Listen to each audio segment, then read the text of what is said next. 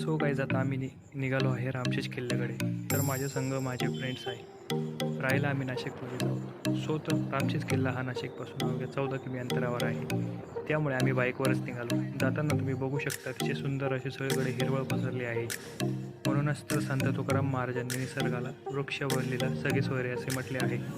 पण आता हल्लीचे वाढते प्रदूषण यामुळे आपणच आपल्या मित्राचा, आपल्या गुरुचा म्हणजेच निसर्गाचा ऱ्यास करत आहोत. आपण सर्वांनी आपल्या सुंदर निसर्गाला जपण्याचा निश्चय केला पाहिजे.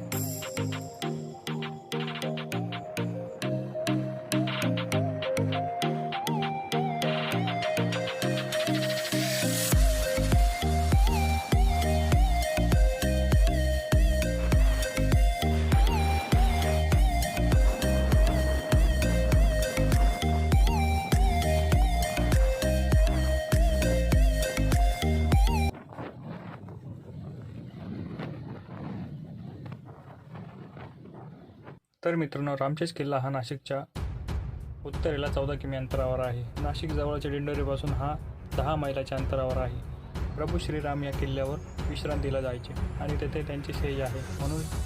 म्हणून या किल्ल्याला रामशेज नाव असे पडले.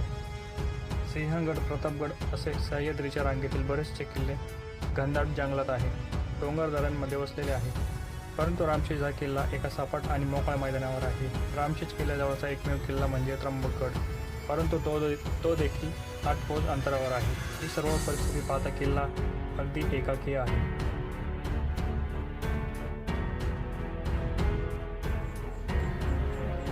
गडाच्या पायथ्याशी असणाऱ्या नाशिकपेठ मार्गावरील आशेवाडी या गावातून किल्ल्यावर जायला वाट आहे.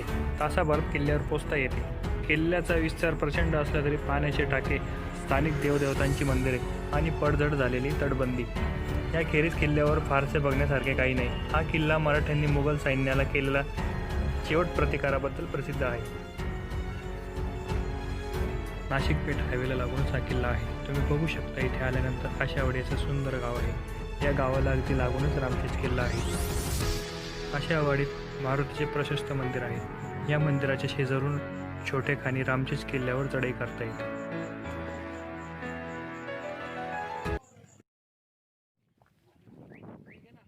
सो फायनली मित्रांनो, आम्ही गडाच्या पायथ्याशी पोहोचलेलो आहोत. नाशिक ते रामशेज किल्ला हा 14 किमी अंतर आहे. आम्ही 7 वाजता निघालो. आता वाजले आहे 7:30. इथे आल्यानंतर छोटीशी पार्किंग आहे. इथे आल्यानंतर तुम्ही तुमची कार व बाईक पार्क करू शकतात. सो आता आम्ही गड चढायला सुरुवात करतोय. मित्रांनो, गडावरती गेल्यानंतर आपल्याला भरपूर काही गोष्टी बघायच्या आहे. तर या व्हिडिओमधून आपल्याला भरभरून माहिती मिळणार आहे. तर चला, लेट्स गो.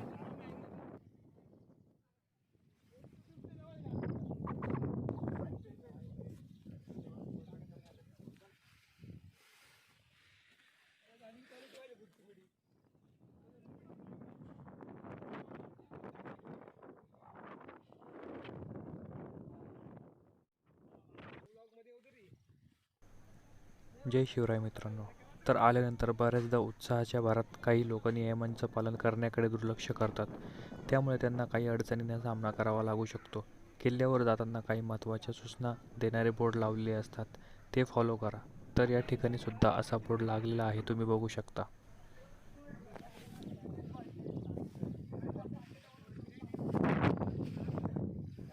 पावसाळा सुरू झाला की धबधब्यांचं ठिकाण, नदी, एखादा किल्ला किंवा निसर्गरम्य ठिकाणी जायचे बेत नक्की होतात. अशा ठिकाणी अनेकदा अतिउत्साहाच्या भरात एखादी दुर्घटना घडते. निसर्गाच्या सहवासात जाताना त्यांच्या नियमाप्रमाणेच वागायचं हे लक्षात घ्यायला हवं. कारण मजा मस्ती यासोबतच तुम्हाला स्वतःची काळजी घेणं देखील आवश्यक आहे. अनेकदा पर्यटक धबधबा, गड, किल्ले इथं भटकंती करायला जातात, पण चुकीचं पाऊल उचलल्यामुळे आपला जीव देखील गमावतात. कधी दारूच्या नशेत, तर कधी सेल्फीच्या नादात, तर कधी एखादं धाडस दाखवण्याच्या वेडापायी अनेकांनी आपला जीव गमावला आहे. त्यामुळे पर्यटकांनी हे समजणं गरजेचं आहे.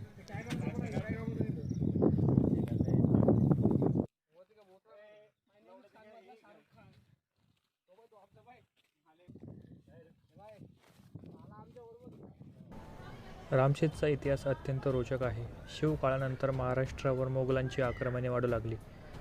मराठा साम्राज्य काबीज करण्यासाठी छत्रपती शिवाजी महाराजांच्या मृत्यूनंतर औरंगजेबाने आखलेल्या पहिल्या मोहिमेत रामशेज या छोट्या किल्ल्याचाही समावेश होता. यावरून हा किल्ला मोगलांसाठी किती महत्त्वाचा असेल हे लक्षात येते.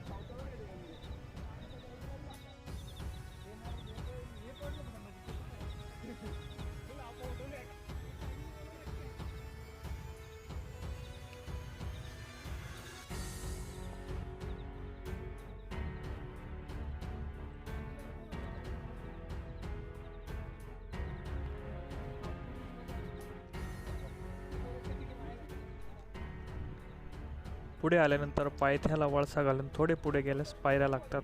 आजच्या काळातील सिमेंटच्या या पायऱ्या बांधल्या आहेत. पायऱ्या चढत असताना रामशेज किल्ल्याचा आवाका देण्यात येतो. किल्ल्याच्या दोन्ही टोकांमधील कड्यांचा परिसर दृष्टीत पडतो.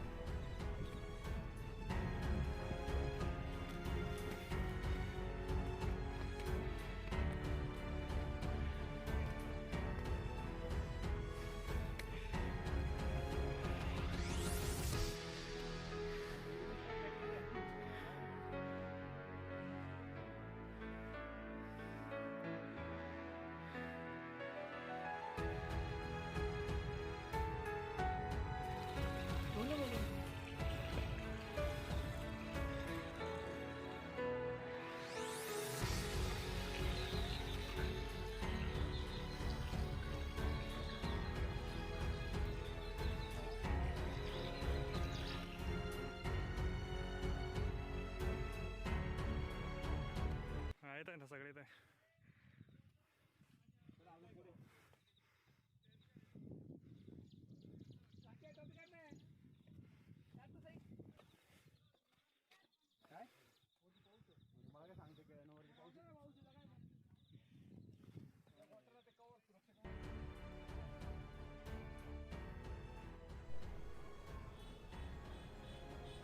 औरंगजेबाचा सरदार शहाबुद्दीन खानाने 1682 मध्ये रामशेज मिळवण्याचे जोरदार प्रयत्न केले, पण तो अपयशी ठरला. त्याने 10,000 सैन्य घेऊन रामशेजला वेढा घातला होता. रामशेजवर यावेळी अवघ्या 600 मावळ्यांनी किल्ला लढवला. यावेळी शहाबुद्दीन खानाने हल्ल्यासाठी रामशेजच्या उंचीचा लाकडी बुरुज तयार केला. महाराष्ट्रातील युद्धतंत्रात हा अजब प्रकार पहिल्यांदा पाहायला मिळाला. धमधम्यावरून तोफांचा मारा करूनही रामशेज झुकेना. रामशेजवरून होणाऱ्या दगडांच्या वर्षामुळे शहाबुद्दीन खानाचे मोगल अधिकारी मारले जात होते. दुसरीकडे छत्रपती संभाजी महाराजांनी रामशेजच्या मदतीसाठी सैन्य पाठवून किल्ल्याभोवतीचा वेढा तोडण्याचे तंत्र अवलंबले होते. औरंगजेबाच्या अनेक सरदारांनी रामशेज मिळवण्यासाठी धडपड केली, पण 1684 पर्यंत रामशेज हल्ला नाही. चला आता, अरे एकूण जायचं आपल्याला सेंटरने. अरे अक्षय, अरे असं जायचं आके बोलतोय. इकडे नाही रे सूर्या, सेंटरने. असं का? हा चलो. आता ते असं बरोबर आहे.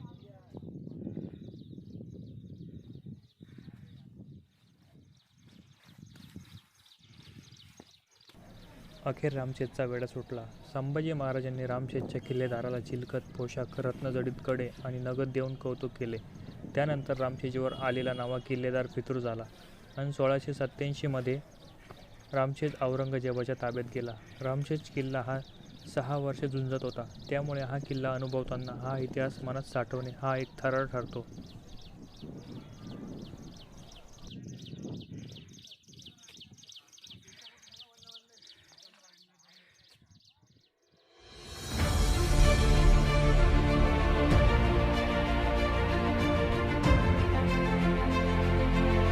Audio Jungle.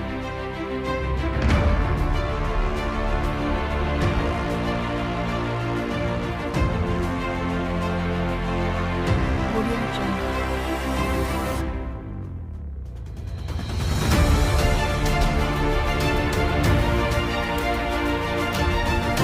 Audio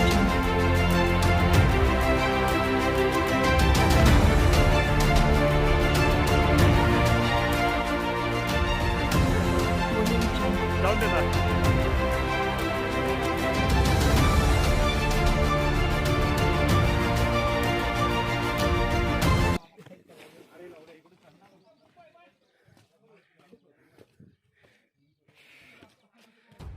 मित्रांनो, आता आपण पोचलो आहोत प्रभू श्रीराम मंदिराजवळ.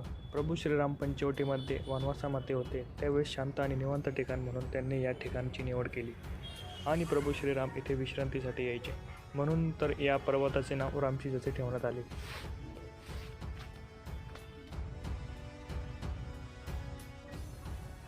असे बोलले जाते की नाशिक पंचवटीमध्ये असणाऱ्या सीता गुफामध्ये एक महादेवाचे शिवलिंग आहे. त्या महादेवाच्या शिवलिंग पाठीमागे एक भिंत आहे आणि तो रस्ता बंद करण्यात आला आहे. सदरचा रस्ता 10 किमी लांब भुयारी मार्ग हा रामशेजपर्यंत येतो आणि हा मार्ग 150 वर्षापासून बंद केलेला आहे. नाशिक त्र्यंबकेश्वर पुस्तकामध्ये सुद्धा भुयारी मार्गाचा उल्लेख केलेला आहे. मंदिराला लागूनच डाव्या साईडला जर तुम्ही बघितलं तर तुम्हाला एक पिण्याच्या पाण्याचे टाके दिसतील.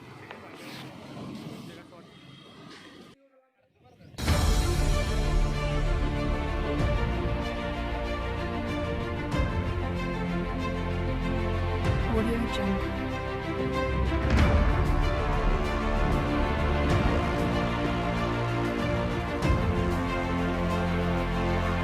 Audio Jungle.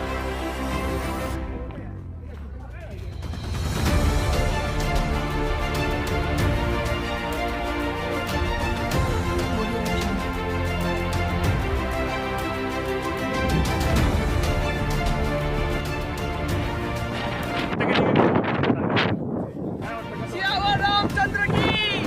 छत्रपती शिवाजी महाराज की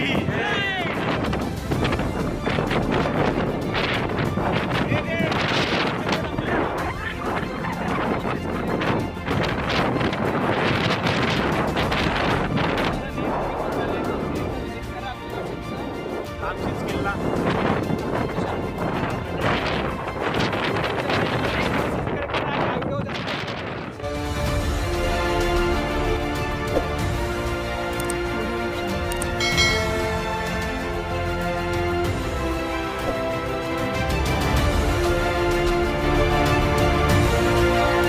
Audio Jungle. Audio Jungle.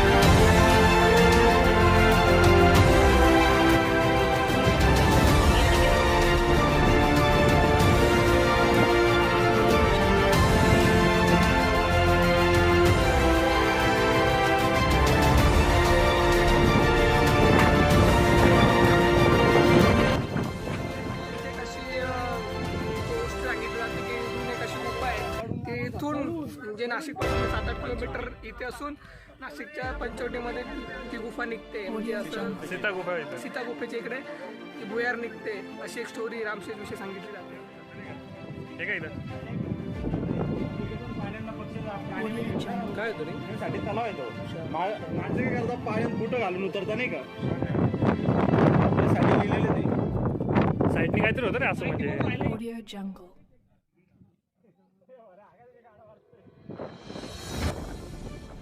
तर मित्रांनो, पुढे आल्यावर समोर मोठा ध्वजस्तंभ नजरेस पडतो. शंभू छत्रपतींच्या जन्मदिनी येथे मोठा उत्सव साजरा केला जातो. ध्वजस्तंभ हा किल्ल्याच्या मुख्य बुरुजावर उभारलेला आहे. या ठिकाणी उंच कडा आहे. खाली तुम्ही बघू शकता आशेवाडी गाव दिसते. सुमारे 4-5 किमी अंतरावर चामरलेणीचा डोंगर दृष्टीस पडतो. त्या पलीकडे दूर दूर पांडवलेणीचा डोंगर दिसतो, पण आता धुका असल्यामुळे तुम्हाला दिसणार नाही. वातावरण स्वच्छ असेल तर उजव्या बाजूला दूरवर अंजनेरी व ब्रह्मगिरीचे पर्वत न्याहाळता येतात. बरेच हौशी ट्रॅकर्स रामशेज व चामरलेणीचा ट्रेक एका दिवसात पूर्ण करतात.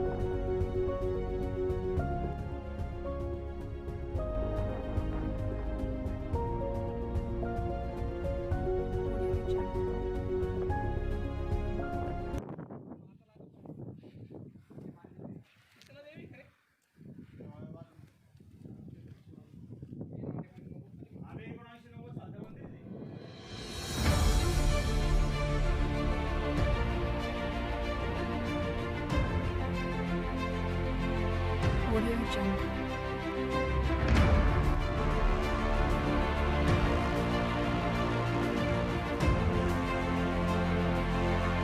Audio Jungle.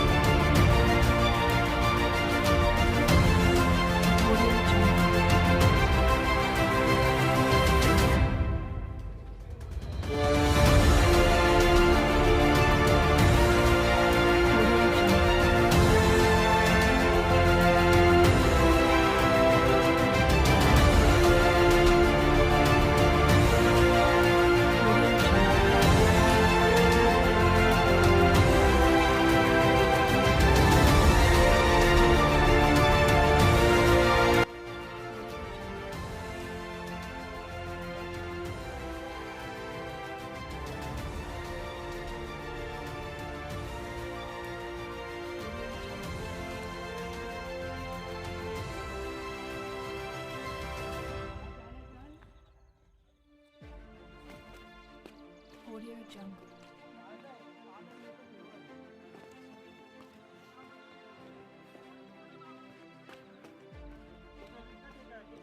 Audio Jungle. तिकडून येते ना.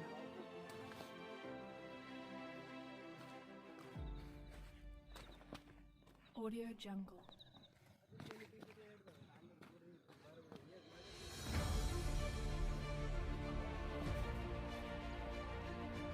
Audio Jungle.